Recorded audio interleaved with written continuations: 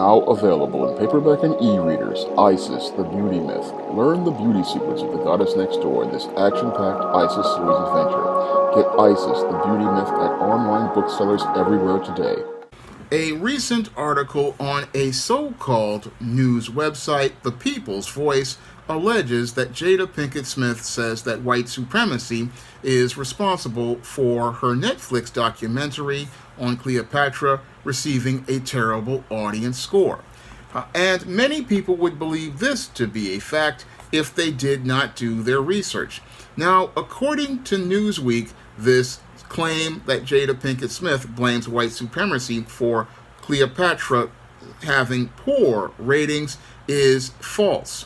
Now, according to Newsweek, they are alleging that this article that claims that Jada Pinkett Smith says that white supremacy is the reason why her Netflix documentary on Cleopatra received poor ratings is false, because as they've gone out here and done research on this so-called article and the Twitter post that promote it, they find that the information presented is from sources as related to misinformation. Now, according to Newsweek, they said that this article was posted in a tweet by a Patricia Dixon, who is supposed to be a Twitter user. However, it seems like this is one of those sock puppet accounts that is designed to go out here and smear Jada Pinkett Smith. Now, as people have done research at Newsweek, they found that this site is actually connected to one called News Punch, and this News Punch is also known by BuzzFeed, which is a left-leaning website, to be one of the biggest sources of fake news stories. And when I look at this entire whole situation as related to these claims, it shows me how you have to really be careful about the sources you cite as related to these websites. Because when it comes to these websites, you have to vet these websites to find credible sources and find accurate sources of information, because a lot of times these websites that are out here, sometimes these are blogs, sometimes these are sources that are made to present opinions as news. And if you are in the echo chamber and have personal vendettas against people, what will happen is you will take these opinions as facts. And when you take these opinions as facts, you can wind up buying into a bunch of lies and wind up spreading misinformation. Now, this is quite ironic because Jada Pinkett Smith is alleged to have been spreading misinformation about Queen Cleopatra in her reviled documentary that has been critically panned by viewers and critics. Now, the main reason why Jada Pinkett Smith's documentary on Queen Cleopatra has been the firestorm of controversy is because Jada Pinkett Smith decided to go out here and cast a black actress to reenact the role of Queen Cleopatra. Now, this runs counter to what was presented in most historical documents that say that Queen Cleopatra, the last pharaoh of ancient Egypt, was a white woman. Now, according to those historical documents, Queen Cleopatra was supposed to be a descendant of Macedonian and Greek, because at that time, ancient Egypt had been conquered by Alexander the Great and had been under the rule of Ptolemy, and Queen Cleopatra was a descendant of Ptolemy, and basically at that point, the queen was nothing more than a figurehead as related to the Greeks and the Macedonians. So her role in running Egypt was just that she was basically a figurehead. And as I see it, if she's a figurehead at that point and Egypt is in a state of decline, I don't really think that black people should even want to claim Queen Cleopatra, because basically at that point, she is no longer a part of us. However, the nation of Egypt, or Kemet as some foundational black Americans call it, is black, And Kemet actually means land of the blacks. This is something I got from Professor Black Truth. And again, the ancient Kemetic Empire was run by black pharaohs. And that's where I have a bone to pick with Jada Pinkett Smith, because out of all of the great pharaohs and queens she could have done a documentary for as related to the so-called Black Queen series, she could have easily picked Hatshepsut as related to being a black queen, because there is historical documentation to prove that Hatshepsut was a black queen, but that wouldn't be able to allow her to market her documentary to the public. And she wanted to go out here and generate controversy, and that's the main reason why she went out here and decided to go cast a black Queen Cleopatra.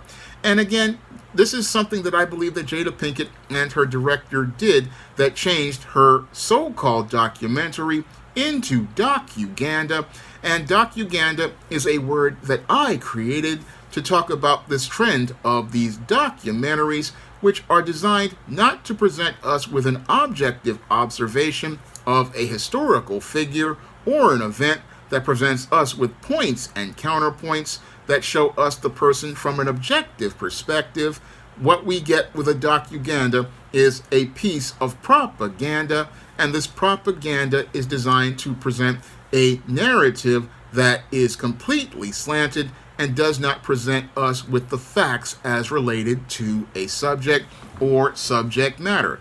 And examples of docuganda are the Surviving R. Kelly series, which presented R. Kelly in a role as presenting him as some sort of sexual deviant, and only presented us with one side of the story without presenting us the side of the story as related to R. Kelly's sexual abuse that he endured, or presenting us with issues as related to the roots of what happened with Robert Kelly. And another documentary was made by W. Kamau Bell as related to Bill Cosby. And again, this docuganda was presented to present only the side of Bill Cosby's enemies, and never presented us with an objective picture of Bill Cosby as related to these alleged affairs and this alleged sexual violence he participated in, by presenting us the side of the story from his wife, Camille Cosby, or even allowing Mr. Cosby to present his own points as related to these allegations, or allow his lawyers to present their side of the story. Because again, when you're doing a documentary or any sort of nonfiction research like I do when I write books like The Man Crisis and The Woman Crisis, you need to go out here and present your facts that show both sides of the argument, because when you present both sides of the argument, you allow the audience to draw their own observations and draw their own conclusions as related to a subject. But that's not what Jada Pinkett Smith was looking to do as related to this whole situation with Cleopatra. No, what she was looking to do was go out here and try to create her own narrative and her own history as related to the subject of Queen Cleopatra. And what she was looking to do was create a narrative as related to Queen Cleopatra, trying to make the allegation that Queen Cleopatra was black, even though it was documented that Queen Cleopatra was Macedonian and Greek. And there are pieces of historical documents to show that she was Macedonian and Greek and had no connection to black people at all. Because again, at this point, Egypt had basically been conquered by Alexander the Great. It was a pale shell of the nation it once was, and it was nothing more than a place that was being mined for its wheat that came up from the Nile, and it was being mined for its resources by those people who had conquered it. And all of that was leading up to Queen Cleopatra looking to make compromises with the Roman Empire. And again, the whole idea of a black Queen Cleopatra being involved with the Roman Empire promotes the narrative that Cleopatra basically was a swirler, and also further makes the documentation as related to her basically looking to sell the nation out. And again, it's those undertones of the story that make Jada Pinkett Smith's Queen Cleopatra something that isn't something I would want to connect with black people, because the whole idea of a black person who was a historical figure being a sellout, that's not something I would want to connect to so-called great queens, because how is it great for a queen to go out here and actively participate in selling out her nation? Because that's what Queen Cleopatra basically did when she was alive. She basically sold out the nation of Egypt. She sold it out to the Romans. She sold it out to the Caesars, and to Mark Antony.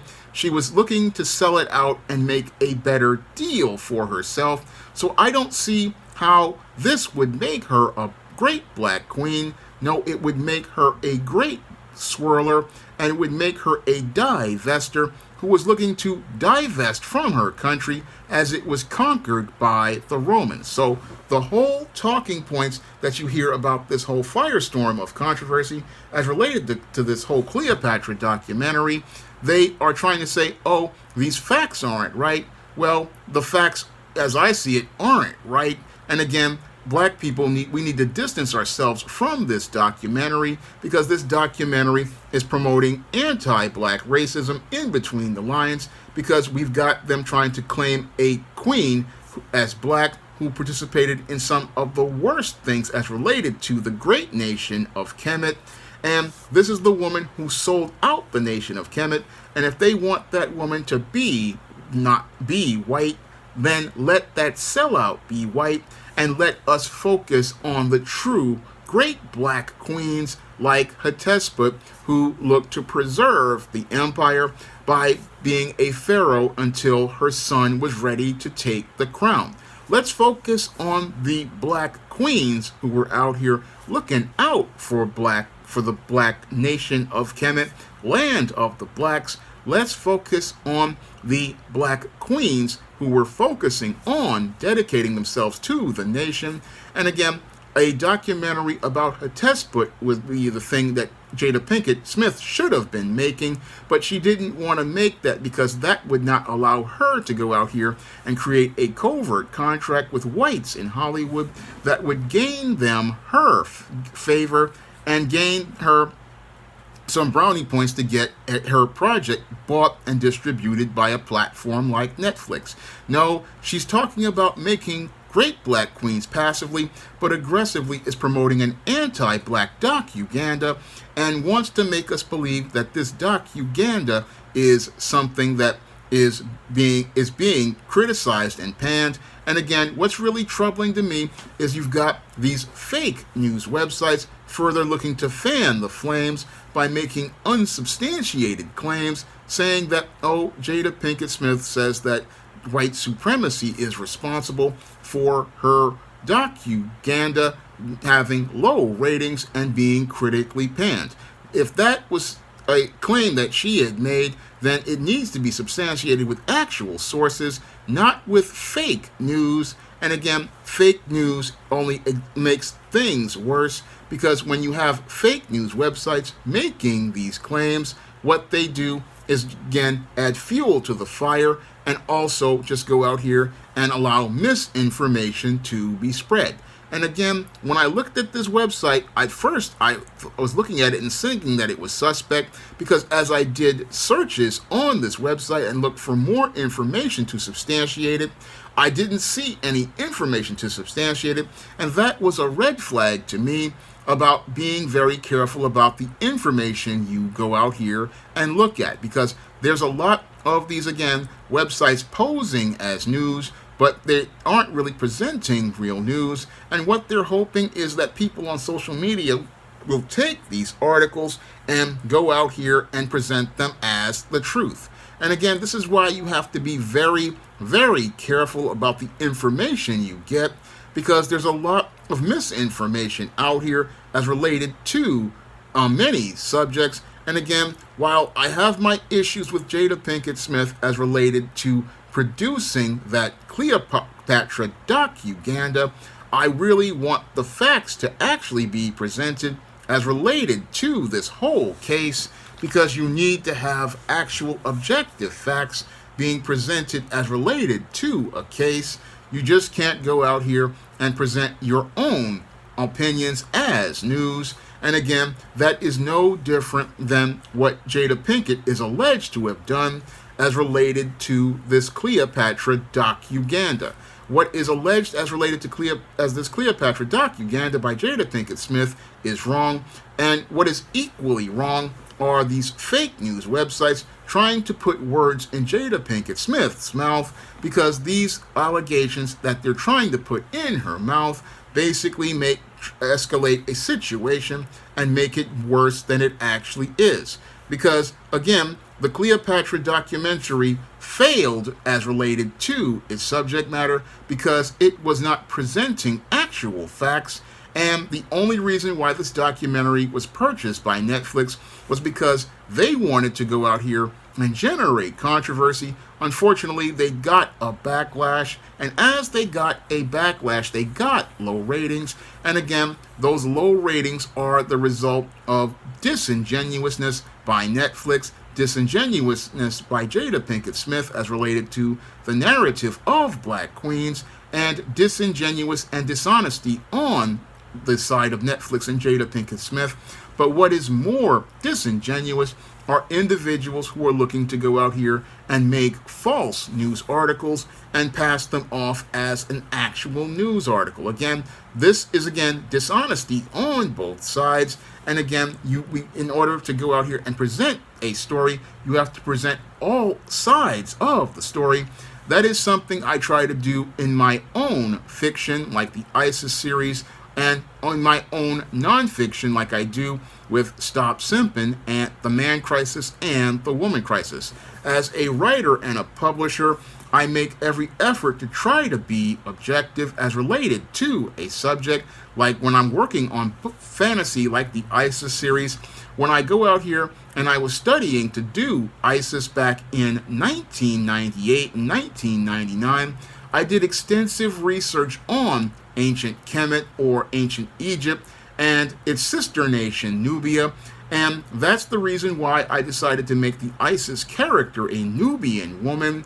The reason why I made her a Nubian woman is because Kemet was Nubia's sister nation, and I wanted the daughter of Osiris to come from the sister nation of Nubia, where the culture of the Kemetans were intact. The Nubians preserved their culture, and again, that was a core element of the ISIS character, because the nation of Egypt had been conquered. And again, when I did my research, that's why I can look at the nation and say, again, ancient Egypt was black because its sister nation Nubia was black, and its cousin Ethiopia was black, and even the Hebrews were black. All of these nations were black nations, and all of these nations, again, were black. And again, this is recorded as related to Moses, who married a Nubian woman, and who they called a Cushite.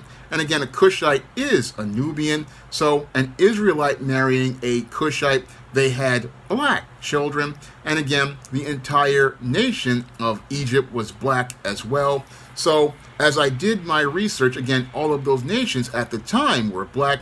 However, what led to the decline of Egypt was the exodus from the Hebrews from Egypt, and that left Egypt basically vulnerable as related to its military and vulnerable as related to its resources. So that's what really started the further decline of ancient Egypt. And again, once the Israelites left, that's when everything basically started to decline, and that's when we started to see other peoples coming into the nation of Kemet, and that nation basically having its culture and its narrative completely changed to the point where Alexander the Great basically conquered that nation. And at that point, the great pharaohs were no more, and instead we got figureheads like Queen Cleopatra. And again, I would not want to claim Queen Cleopatra as black, because at that point the nation had lost its black soul, and at that point it wasn't in any way, shape, or form the sister nation that was considered great to Nubia or the cousin to Ethiopia. No, it was a sad state of affairs. And again, the only reason why Jada Pinkett Smith again made this documentary is because Cleopatra was a popular name with whites. And because it was popular with white people, what she wanted to do was try to capitalize on that popularity in the hopes of getting ratings, because she knew that if she did a Hatshepsut documentary with a black actress, that wouldn't get her any sort of press, but it would have possibly got her some press with new black media, because new black media would have been glad to go out here and promote that documentary and promote the story of Queen Hatshepsut.